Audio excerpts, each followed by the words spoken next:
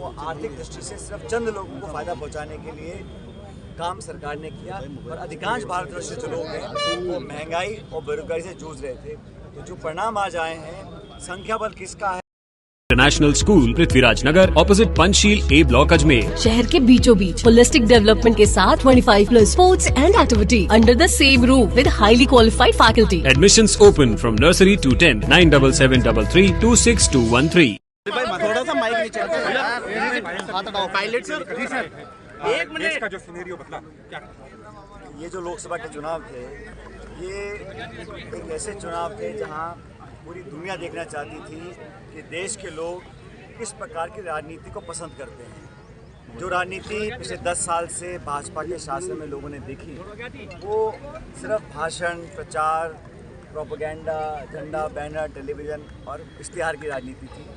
और देश में जो खाई बढ़ी है, अमीर गरीब, सबसे बड़ा मैं मानता हूँ देश में सबसे प्रमुख जो चिंता का विषय है, 2 विषय हैं। पहला अप्रत्याशित बेरोजगारी और दूसरा जो खाई बड़ी अमीर गरीब की। जो नीति निर्माण हुआ है वो आर्थिक दृष्टि से सिर्फ चंद लोगों को फायदा पहुंचाने के लिए काम सरकार ने किया और अधिकांश भारतवर्ष के जो लोग हैं वो महंगाई और बेरोजगारी से जूझ रहे थे। तो जो परिणाम आज आए हैं, संख्या बल किसका है, गठबंधन सरकार किसकी कब क्या बनती, बात की बात है। लेकिन शुद्ध रूप से जो परिणाम का आकलन आप करेंगे उसमें ये वोट सरकार के खिलाफ पड़ा।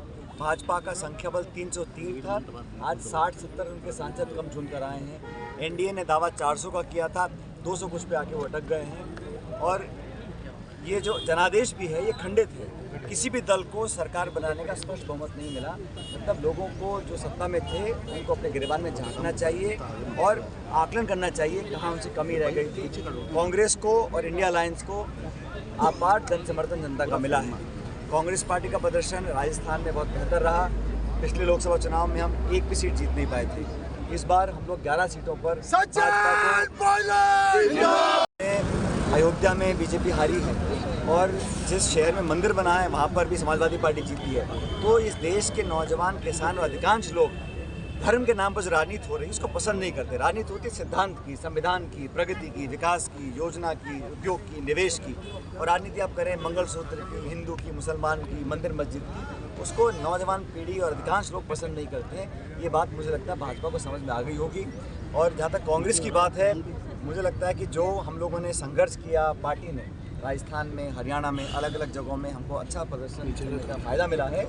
और मैं तमाम कार्यकर्ताओं को, राजस्थान के हमारे जो राजस्थान के कांग्रेस के कार्यकर्ता हैं, मैं समझता हूँ देश के सर्वश्रेष्ठ हैं। और जिस मेहनत के साथ उन्होंने पार्टी का बीड़ा उठाया, नेता तो सिर्फ हम लोग भाषण देते हैं, लेकिन पोलिंग बूथ पर जिन्होंने भीषण गर्मी में तमाम दबाव के बावजूद केंद्र की सरकार, राज्य की सरकार, डबल इंजन का पूरा उन्होंने सत्ता का दुरुपयोग किया, उसके बावजूद कार्यकर्ताओं ने जो बूथ पर खड़े होकर इस गर्मी में लोगों को वोट डलवाकर पार्टी को जिताया है, उनकी मेहनत के कारण आज हमारे अच्छे परिणाम आए। सर, हनुमान बेनीवाल ने एक बयान जारी किया है कि राजस्थान में आरएलपी की ओर से 20 लाख वोट कांग्रेस को पड़े, लेकिन जब गठबंधन की अभी मीटिंग हुई उसमें उनको नहीं बुलाया गया, वो उनका अपमान हुआ है, ऐसा उन्होंने कहा है। सब लोग जो इंडिया गठबंधन में थे आज भी गठबंधन में हैं। मैं तो समझता हूँ आने वाले समय में हमारे गठबंधन में और दल शामिल हो जाएंगे। सर,